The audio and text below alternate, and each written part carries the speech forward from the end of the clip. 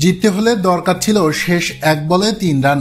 Rangpur bowler Omar জায়ের করা ওই বলটি সোজাসুজি মেরে ২ রানের জন্য দৌড় শুরু করে হাওয়ার্ড হারিকেন্সের ব্যাটাররা।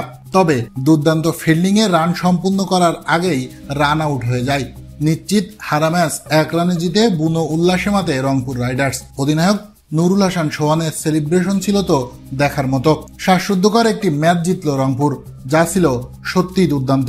উল্লেখ্য যে এদিন হাওয়ার্ড হারিকেন্সের বিপক্ষে আগে ব্যাট করতে নেমে কায়াল মায়ার্সের দুর্দান্ত হাফ সেঞ্চুরিতে ১৫১ রানের সংগ্রহ পায় রংপুর রাইডার্স। জবাব দিতে নেমে দারুণ শুরু করে হাওয়ার্ড, তবে সময়ের সাথে সাথে রংপুর বোলারদের কাছে উইকেট বিলিয়ে দিতে থাকে। শেষ পর্যন্ত ম্যাচ গড়ায় টান টান উত্তেজনায়। পেন্ডুলামের মতো ঘুরছিল ম্যাচের দিক। একবার মনে হচ্ছিল রংপুর জিতবে, তো আবার মনে হচ্ছিল এই বুঝি হাওয়ার্ড হারিকেন্স ম্যাচ জিতে গেল। তবে স্নায়ু চাপ ধরে রেখে ১ রানের অবিশ্বাস্য জয় নিয়ে মাঠ ছাড়ে রংপুর। চ্যাম্পিয়নদের মতোই এ আসরেও খেলছে রংপুর। প্রিয় দর্শক, রংপুরের আজকের ম্যাচটি কেমন লেগেছে আপনাদের কাছে, আর এবারের আসরেও কি রংপুর চ্যাম্পিয়ন হবে? এ বিষয়ে আপনার মন্তব্য জানিয়ে দিন কমেন্ট বক্সে।